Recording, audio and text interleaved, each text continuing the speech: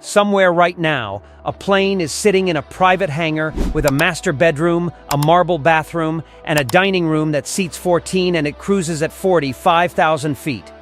No economy seats. No overhead bins. Just hallways.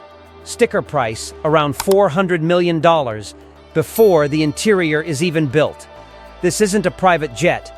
It's a private building that flies. Let's go inside it. Strip a commercial 747 of every seat, cart, and lavatory, and you're left with roughly 4,700 square feet of raw fuselage, more usable floor space than the average American house. That empty shell is the starting point for what the industry half-jokingly calls a flying mansion. Full bedrooms, walk-in closets, private theaters. In at least one documented case, even a car stored in a reinforced cargo hold.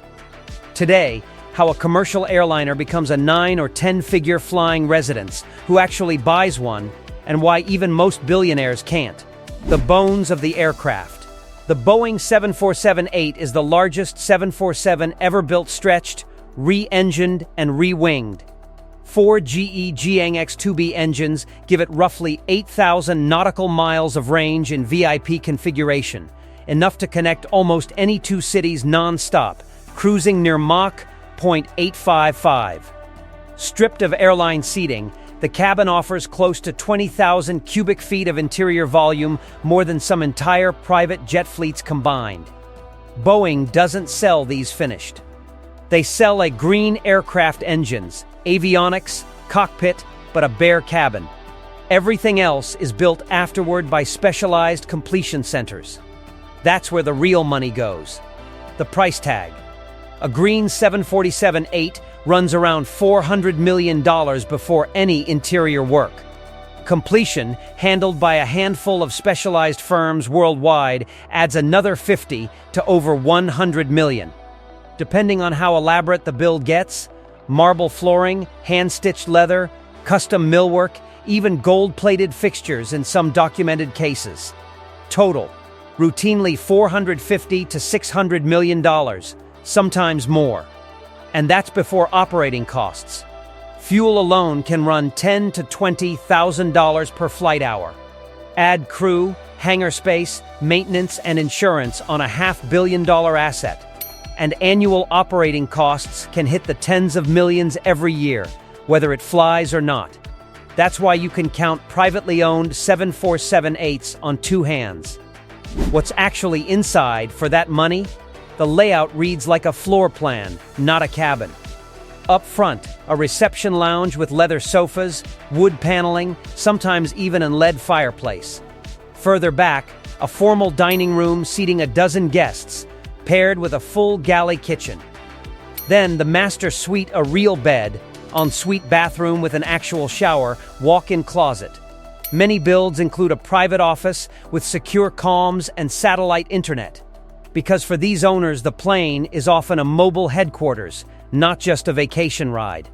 And the details that sound made up but are documented: private theaters with tiered seating, gyms with treadmills bolted to reinforced flooring, and at least one build reinforced to carry a car. Every element of a house has been rebuilt to function at altitude without adding so much weight the plane can't fly its range, one of the hardest balancing acts in aviation engineering.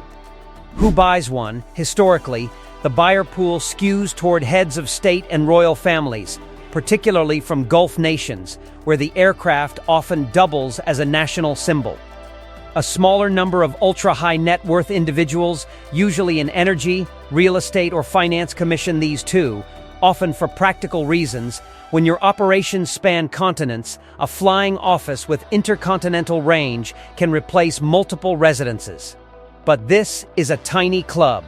Most billionaires fly much smaller, more efficient jets. The 747-8 VIP buyer is a narrow slice even within that group, someone for whom $500 million in acquisition cost, plus tens of millions a year, is sustainable rather than a stretch. The engineering problem. Every pound added to the cabin costs range. Real marble is too heavy, so completion centers use engineered veneers that look identical but weigh far less. A real shower means pressurized water tanks and gray water systems that don't exist on standard airliners and have to be engineered from scratch. Cabins also get heavy extra soundproofing, because sounds like an airliner isn't the pitch. Every system, water, electrical, entertainment, cabinetry still has to meet the same certification standards as a commercial jet. That's why completions typically take 2 to 3 years from green airframe to finished interior. Why it stays so rare? 3 things stack up: the 400 to 600 million acquisition cost, tens of millions in annual operating expense indefinitely, and infrastructure hangars, dedicated crews, specialized maintenance that has to be built specifically around this one asset. Put together, that's why, among thousands of billionaires worldwide, privately completed 747 VIPs can be counted on 2 hands. So next time you see a jumbo jet on the runway, remember a handful of them are quietly carrying a master bedroom and a formal dining room instead of 300 passengers. It might genuinely be the most expensive home on Earth. It just happens to also cross oceans.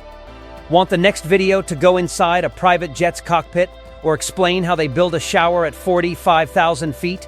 Drop it in the comments, I read every one. Subscribe for more of these deep dives.